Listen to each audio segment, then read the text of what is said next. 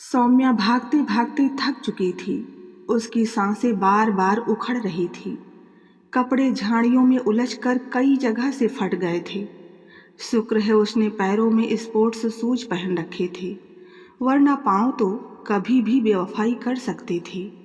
मगर शरीर तो आखिर शरीर ही है, उसकी सहन करने की एक सीमा होती है। अब तो हिम्मत भी आगे बढ़ने से इनकार कर रही थी। मगर नहीं, अभी कुछ देर और साथ दो मेरा। अपनी इच्छा शक्ति से रिक्वेस्ट करती हुई सौम्या ने अपनी अंदरूनी ताकत को जिंदगी का लालच दिया और एक बार फिर से अपना हौसला बढ़ाकर तेजी से भागने लगी, उसी दिशा में आगे की ओर। मगर इस बार हिम्मत उसकी बातों में नहीं आई और उसने आखिर दम तोड़ ही दिया। सौम्या ने एक पल ठहर कर भयभीत हिरणी की तरह इधर उधर देखा और पूरी तसल्ली करने के बाद एक पेड़ से अपनी पीठ टिकाकर उखड़ी हुई सांसों को संयत करने लगी। शायद सुबह होने में अब ज़्यादा देर नहीं है। मुझे सूरज निकलने से पहले ही कोई सुरक्षित ठिकाना तलाशना होगा, वरना पता नहीं मैं फिर किसी सूरज का उगना देख भी सकूंगी या नहीं। मन ही मन यह सोचते हुए उसने अंधेरे में देखने की कोशिश की तो उसे दूर कुछ रोशनी गुजरती हुई सी दिखाई दी। शायद कोई सड़क है। मुझे किसी भी तरह वहाँ तक तो पहुँचना ही होगा, तभी किसी तरह की मदद की कोई उम्मीद जगेगी।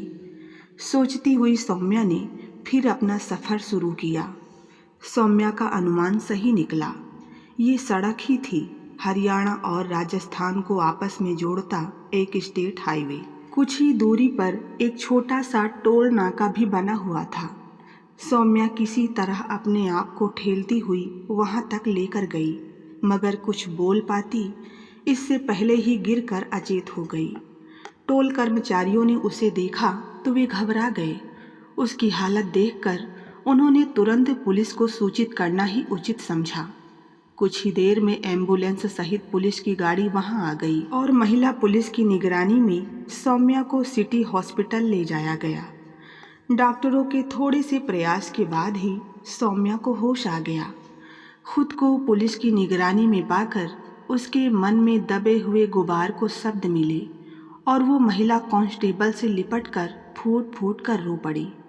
इंस्पेक्टर सानिया ने उसकी पीठ पर हाथ रखते हुए उसे भरोसे का एहसास दिलाया और कहा, देखो, तुम हमारे पास पूरी तरह सुरक्षित हो और तुम्हें घबराने या किसी से डरने की ज़रूरत नहीं है।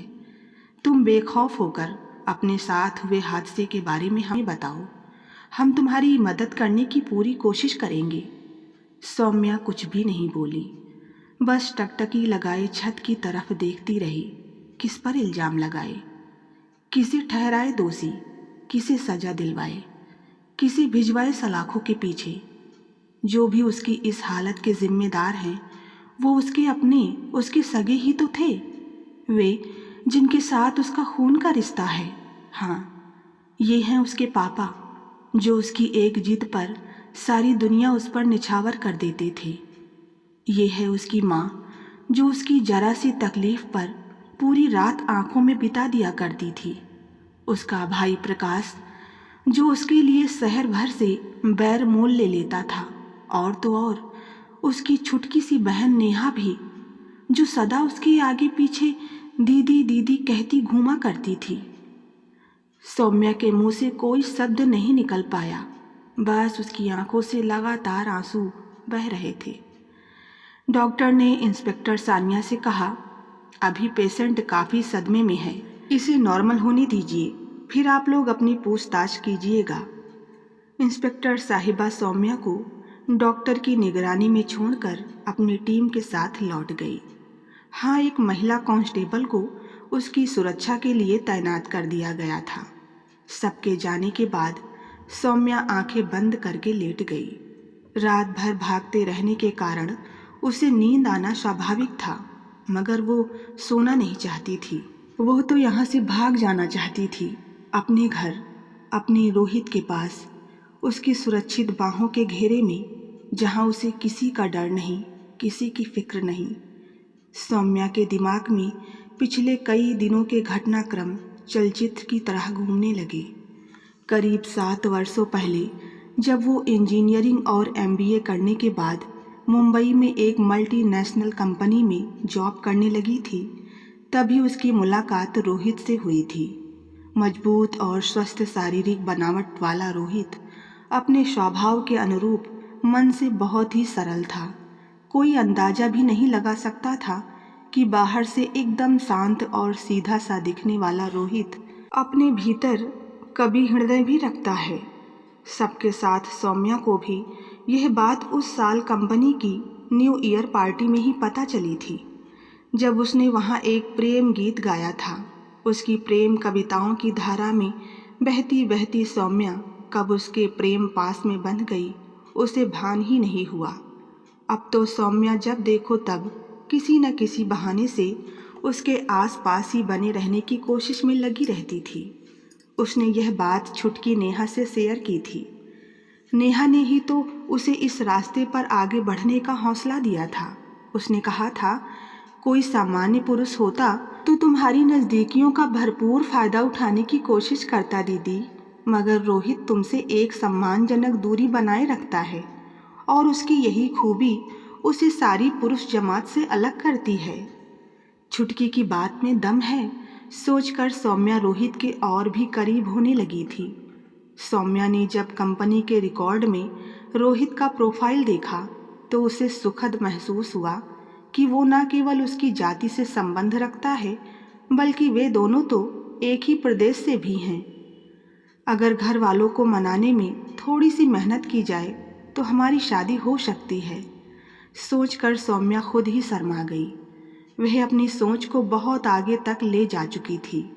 जिस नेहा ने घर वालों के विरोध के बावजूद रोहित से शादी करने में उसका पूरा साथ दिया, वही बहन आज उसे रोहित के कारण जान से मारने की साजिश में शामिल हो गई। सौम्या को इस बात पर अब भी यकीन नहीं हो रहा था। क्या आप ठीक महसूस कर रही हैं? ड्यूटी पर तैनात डॉक्टर ने आकर पूछा तो सौम्या ने आंखें खोल दी।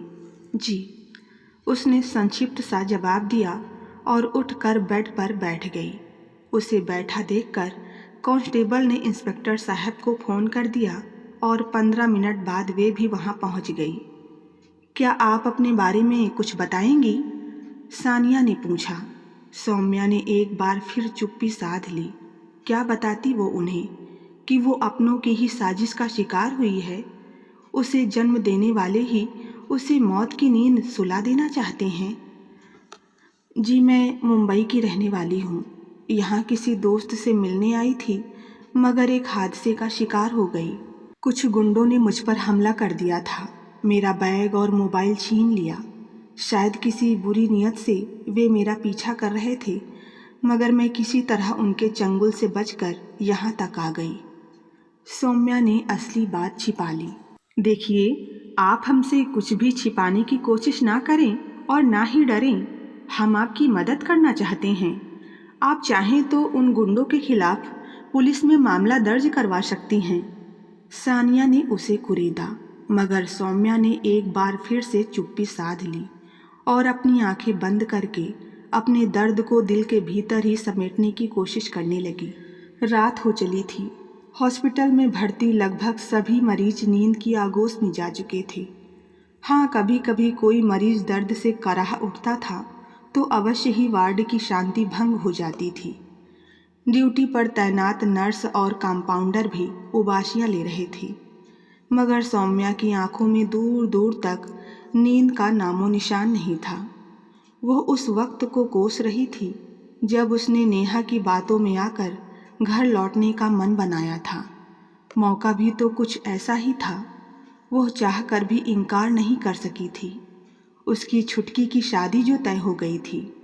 नेहा ने जब चहकते हुए बताया था कि मम्मी पापा उसे रोहित सहित अपनाने को राजी हो गए हैं, तो उसके सिर से भी माँ बाप की मर्जी के खिलाफ जाकर शादी करने के अपराध बोध का भारी बोझा उतर गया था, जिसे वो इतने सालों से ढो रही थी।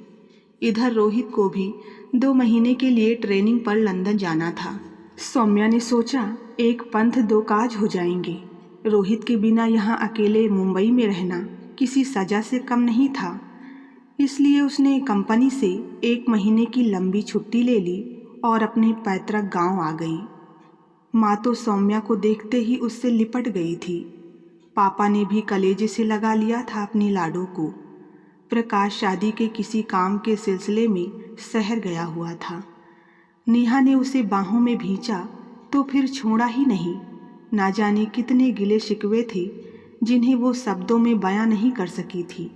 बस आंखों से आंसू बहे जा रहे थे। सौम्या के आने से शादी वाले घर में एक अलग ही रौनक आ गई थी।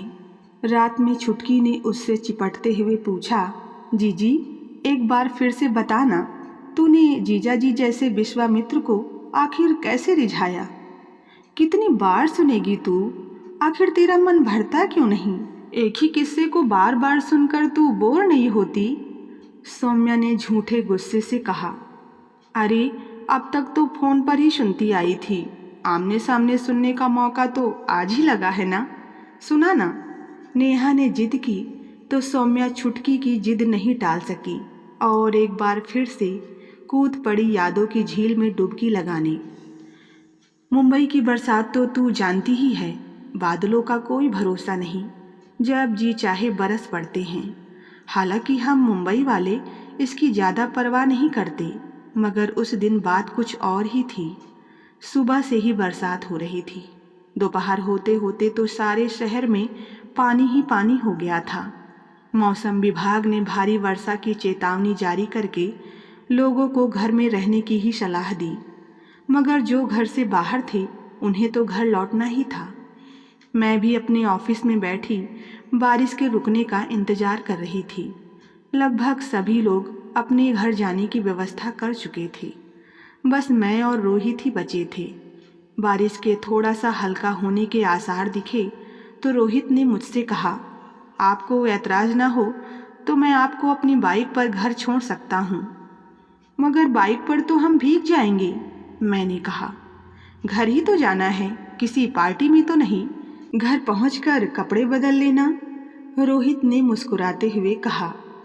मुस्कुराते हुए कितना प्यारा लगता है ये, पता नहीं मुस्कुराता क्यों नहीं है। मैंने यह मन ही मन सोचा और खुद भी मुस्कुरा दी। अंत में मैंने रोहित से लिफ्ट लेना ही तय कर लिया। जैसा कि मैंने कहा था, घर पहुंचते पहुंचते मैं और रोहित पूरी तरह से भीग चुके थे। मैंने रोहित को 1 कप अदरक वाली चाय पीने का ऑफर देते हुए अंदर आने को कहा। पहले तो उसने मना कर दिया, मगर अचानक ही उसे तेज छींकें आने लगी तो मैंने ही हाथ पकड़कर उसे भीतर खींच लिया था। उसे छूने का यह मेरा पहला अनुभव था। मैंने महसूस किया कि रोहित भी मेरे छूने से थोड़ा सा नर्वस हो गया था। मैंने कपड़े बदलकर चाय का पानी चढ़ा दिया। तभी मुझे ख्याल आया कि रोहित भी तो भीगा हुआ है, मगर मेरे पास उसे देने के लिए जेंट्स कपड़े तो थे नहीं। मैंने गैस धीमी करके उसे तौलिया दिया और साथ ही बदलने के लिए अपना नाइट सूट भी। यह देखकर रोहित सकपका गया, मगर फिर जोर से हंस पड़ा और कपड़े बदलने चला गया। उस बारिश की रात ने हम दोनों को प्यार के रंग में भिगो दिया। अब छोड़ न छुटकी, अब आगे बताते हुए मुझे शर्म आ रही है, सौम्या ने शर्माते हुए कहा तो छुटकी ने जोर से उसे गुदगुदी कर दी और दोनों बहनें खिलखिलाकर हंस पड़ी। दर्द में भी सौम्या के चेहरे पर एक मुस्कान आ गई, मगर अचानक ही आंखों में फिर से डर की परछाइयाँ तैरने लगी। उसे याद आ गया 10 दिनों पहले का वह मंजर, जब नेहा की शादी तय करवाने वाला बिचौलिया पंडित मनोहर शास्त्री शादी में होने वाले लेन देन के सिलसिले में कुछ बात करने के लिए पापा से मिलने घर आया था। सौम्या को देखकर बोला, ये आपकी बड़ी बिटिया है क्या? हाँ जी, ये हमारी बड़ी बेटी सौम्या है और अपने पति के साथ मुंबई में रहती है। वो निवाड़ी वाले शेखावत जी हैं ना, उनके बेटे से ही शादी हुई है इसकी। माँ ने सौम्या की तरफ प्यार से देखते हुए शास्त्री जी से उसका परिचय करवाया। क्या बात करती हो भाभी जी, शेखावत जी और आपके पति दोनों एक ही गोत्र से संबंध रखते हैं। इस नाते तो यह शादी नाजायज हुई। यह तो भाई बहन का आपस में शादी करने जैसा ही महापाप हुआ है। शास्त्री जी ने अपने कानों को हाथ लगाते हुए कहा, मगर हमारे परिवारों का आपस में तो कोई संबंध नहीं है। सौम्या के पापा ने अपनी सफाई देते हुए कहा, उससे क्या फर्क पड़ता है? क्या हमारे पुरखों ने शादियों में गोत्र टालने का प्रावधान यूं ही मजाक में किया था? नहीं साहब, हम चाहे कितने भी मॉडर्न हो जाएं, लेकिन समाज की परिपाटी तो सभी को निभानी पड़ती है। शास्त्री जी अब अपना यहाँ आने का मकसद भूल चुके थे और इस नई बहस में उलझ गए। मम्मी पापा ने उन्हें समझाने की बहुत कोशिश की, मगर शास्त्री जी ने किसी की एक न सुनी और आखिर में वे पापा से भुगतने को तैयार रहने की धमकी देते हुए चले गए। किसी अनजानी आशंका से सौम्या का मन कांप गया और जैसा कि उसे डर था, शास्त्री जी तीसरे ही दिन वापस आए तो उनके तेवर कुछ अलग ही थे। पापा और शास्त्री जी बैठक में धीरे धीरे बातें कर रहे थे, जो कि बीच बीच में तेज भी हो रही थी। सौम्या के कान उधर ही लगे थे। उसने सुना वे कह रहे थे, पंचों की राय है कि सौम्या बिटिया की शादी को खारिज करार दिया जाए और वह पूरी पंचायत के सामने अपने पति को राखी बांधकर भाई बनाए। यह सुनते ही सौम्या के पैरों तले से जमीन खिसक गई। वह सांस रोके आगे का वार्तालाप सुनने लगी। मगर ये कैसे संभव है? सौम्या की शादी को 4 साल हो चुके हैं, ऐसे में वो कैसे ये सब कर सकती है? पापा ने विरोध किया था। तो फिर आप नेहा की सगाई को टूटा हुआ समझें। आपके होने वाले समधी इस हालात में आपके साथ रिश्ता रखने के कतई इच्छुक नहीं हैं। और सिर्फ वही नहीं, अब तो नेहा को कोई भी गैरतमंद आदमी अपने परिवार की बहू नहीं बनाएगा। ये भी पंचायत ने ही तय किया है। शास्त्री ने अपना 2 टूक फैसला सुनाया। क्या इसके अलावा कोई और रास्ता नहीं है? पापा ने हारे खिलाड़ी की तरह हथियार डालते हुए विनती की। है क्यों नहीं, रास्ता है ना, मगर निर्णय तो आपको ही लेना पड़ेगा। हाँ, सौम्या के रहते नेहा की शादी नहीं हो सकती, यह तो तय है। आपको 2 दिनों बाद पंचायत ने तलब किया है, आप वहां आकर अपना पक्ष रख सकते हैं। शास्त्री जी पापा को पंचायत का फरमान सुनाकर कहकर चले गए। उस दिन घर में मातम सा पसर गया था। खाना तो बना, मगर किसी से भी एक निवाला तक नहीं निगला गया। सब चुपचाप थे, अपने अपने विचारों में गुम। हर दिमाग में मंथन चल रहा था, ना जाने कौन क्या सोच रहा था। 2 दिनों बाद सौम्या के पापा चौपाल में बुलाई गई विशेष पंचायत में पहुंचे और जब वापस आए तो सौम्या ने महसूस किया कि पापा और भाई दोनों का मूड उखड़ा हुआ था। माँ ने पूछा तो वे टाल गए। रात को अचानक सौम्या की नींद खुली तो उसने देखा कि नेहा बिस्तर पर नहीं है, शायद बाथरूम में होगी। सोचकर सौम्या उसका इंतजार करने लगी, मगर जब वो काफ़ी देर तक नहीं आई तो वो कमरे से बाहर निकल आई। पापा के बेडरूम की लाइट जलती देखकर वो उधर चल दी। भीतर से बहुत धीमी धीमी आवाज़ें आ रही थी। सौम्या के अलावा पूरा परिवार वहाँ मौजूद था। सब किसी गहन मंत्रणा में लगे थे।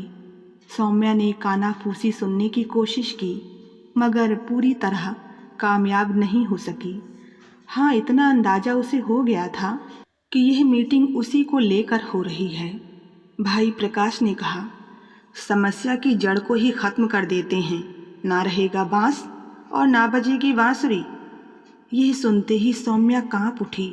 तभी पापा ने कहा, समाज में अपनी इज्जत के लिए मैं ऐसी कई औलादें कुर्बान कर सकता हूँ।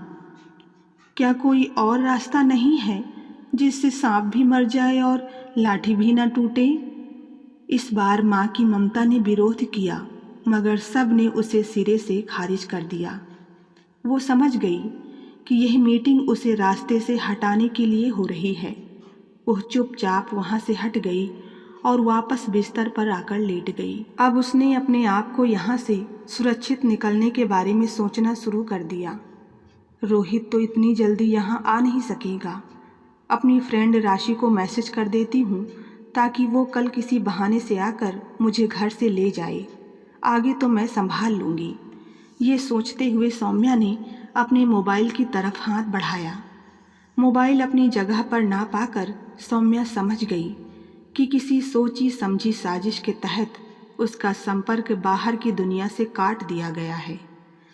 दूसरे दिन सौम्या सारे घटनाक्रम से अनजान बने रहने का नाटक करती हुई घर की सारी गतिविधियों पर पैनी नज़र रखे हुए थी। उसने अपने मोबाइल के बारे में भी सबसे पूछताछ की, मगर किसी ने भी कोई संतोषजनक जवाब नहीं दिया। चलो कोई बात नहीं, खो गया होगा, नया ले आएंगे। सौम्या ने भी बात को हवा में उड़ाने की कोशिश की। सौम्या को वो मौका आखिर मिल ही गया जिसकी उसे तलाश थी। वो इसे किसी भी कीमत पर खोना नहीं चाहती थी। माँ तो पापा को लेकर अपने मायके गई हुई थी शादी का निमंत्रण देने, और प्रकाश गया था शादी के लिए कुछ पैसों का इंतजाम करने पापा के दोस्त के यहाँ। सभी लोग कल दोपहर तक ही आने वाले थे। घर में वो और नेहा ही थे। सौम्या ने अपने सारे रुपए और गहने पर्स के हवाले किए और पर्स को सिरहाने छिपा कर रख लिया। उसने अपने स्पोर्ट्स शूज भी सुरक्षित रख लिए। रात को नेहा ने घर के मुख्य दरवाजे पर ताला लगा दिया और चाबी अपनी तकिया के नीचे रख ली। मौका पाकर सौम्या ने सोई हुई नेहा के बालों को सहलाने के बहाने धीरे से वो चाबी निकाल ली, और जब नेहा गहरी नींद में थी तो चुपके से दरवाज़ा खोलकर बाहर आ गई। घर से बाहर निकलने से पहले उसने नेहा के कमरे का दरवाज़ा बाहर से बंद कर दिया और उसका मोबाइल बरामदे में लाकर रख दिया, ताकि ना तो नेहा खुद दरवाज़ा खोलकर बाहर आ सके और ना किसी से संपर्क साध सके। इतना समय काफ़ी था सौम्या के पास अपने आप को बचाने के लिए। इस तरह वो खुद को एक बार तो मौत के मुंह से निकाल कर ले आई थी, मगर जब तक वो वापस मुंबई नहीं पहुंच जाती तब तक सुरक्षित नहीं थी। रात लगभग बीत चुकी थी, मगर सौम्या ने अब तक अपनी पलकें भी नहीं झपकाई थी। उसे डर था कि कहीं कोई उसे तलाश करता हुआ यहाँ तक ना आ पहुँचे। अब तक तो सभी घर वालों को मेरे भागने के बारे में यकीन हो ही गया होगा। मुझे 1-2 दिन और यहीं पुलिस की सुरक्षा में रहना चाहिए। सोचते सोचते सौम्या ने एक बार फिर सोने की कोशिश की और इस बार उसे नींद आ ही गई। सुबह जब उसकी आंख खुली तो सूरज सिर पर चढ़ आया था। डॉक्टर सुबह के राउंड पर आ गई थी। सौम्या को देखकर मुस्कुराई और उसकी तबीयत के बारे में पूछा। तभी इंस्पेक्टर सानिया भी आ गई और उन्होंने सौम्या का हाथ अपने हाथ में लेकर एक बार फिर से सहानुभूति से पूछताछ शुरू की। सौम्या ने भी अब सहयोग करने की सोच ली थी। उसने पूरी बात इंस्पेक्टर को बताकर अनुरोध किया और कहा, मुझे अपने घर वालों से जान का खतरा है। मेरे पति 1 सप्ताह बाद इंडिया आ जाएंगे, तब तक मुझे सुरक्षा उपलब्ध करवाएं, मगर मैं किसी के खिलाफ कोई केस दर्ज नहीं करवाना चाहती। इंस्पेक्टर सानिया मानवता के नाते उसे अपने साथ अपने घर ले गई। सौम्या ने फ़ोन पर रोहित से संपर्क साधा और उसे पूरी घटना की जानकारी दी। सप्ताह भर बाद रोहित आकर सौम्या को साथ ले गया। सौम्या, तुम इस मुश्किल वक्त में मेरे मम्मी पापा के पास भी तो जा सकती थी, रोहित ने प्यार से कहा। जा तो सकती थी और सबसे पहले यही ख्याल ही मेरे मन में आया था, मगर मुझे समय पर भरोसा नहीं था। कितनी मुश्किल से मैं अपनी जान बचाकर भागी थी। मुझे डर था कि कहीं कुएं से निकलकर खाई में गिरने जैसी बात न हो जाए, कहीं वहाँ भी ऐसे ही हालात पैदा न हो जाएं। अगर मेरी आशंका सही निकलती तो फिर मैं आज यहाँ तुम्हारे पास ना होती। सौम्या अब भी डर के साए में रोहित से लिपट गई। रोहित को भी उसकी बात में दम लगा, इसलिए उसने भी अपने मन का वहम निकाल लेना ही उचित समझा। रोहित ने अपने पापा को फ़ोन करके पूरे घटनाक्रम का ब्यौरा दिया। उसके पापा भड़क उठे, बोले, हद हो गई है, किस आदम युग में जी रहे हैं लोग आज भी। क्या हो रहा है ये सब? क्या न्याय पुलिस कुछ भी नहीं बचा? लेकिन तुम लोग फिक्र मत करो, मैं सौम्या के पापा से मिलकर उन्हें समझाने की कोशिश करता हूँ।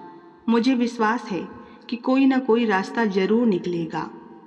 सुबह सुबह जब शेखावत जी सौम्या के पापा के पास पहुँचे तो शेखावत जी के कुछ कहने से पहले ही सौम्या के पापा ने अपने किए पर शर्मिंदा होकर उनसे माफ़ी मांग ली और अपनी दकियानूसी सोच को त्याग कर सौम्या और रोहित को आदर के साथ घर लाने की बात कही। मगर ऐसा करने से अगर नेहा का रिश्ता टूट गया तो? शेखावत जी ने एक बार फिर उनका मन टटोलने की कोशिश की। टूटता है तो टूट जाए, मगर मैं अब एक बेटी का घर बसाने के लिए दूसरी बेटी का बसा बसाया घर नहीं उजाड़ सकता। यह बात मेरी मोटी बुद्धि में बहुत अच्छी तरह से आ गई है। लेकिन उस दिन के बाद सौम्या ने कभी उस घर में पैर न रखने का फैसला कर लिया था। जो माता पिता उसे मार डालने को तैयार हों, उनके किसी वादे पर वो भरोसा नहीं कर सकती थी। तो बस आज की कहानी में इतना ही। कहानी पसंद आई हो तो वीडियो को लाइक करें, चैनल पर नए हैं तो सब्सक्राइब करना ना भूलें। मिलते हैं नई कहानी के साथ, तब तक के लिए धन्यवाद।